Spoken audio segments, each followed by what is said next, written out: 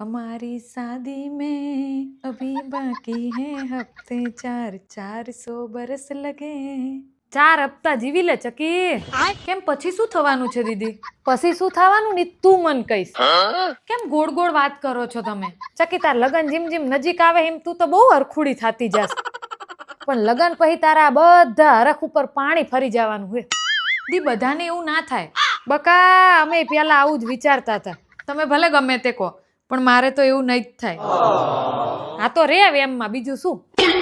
રોજ સવાર 6 વાગે ઉઠીને ટિફિન કચરા પોતા વાસણ છોકરાન વ્યવહાર આ બધુંય હાચવતા હાચવતા જ્યારે બધી હવા નીકળી જાય ને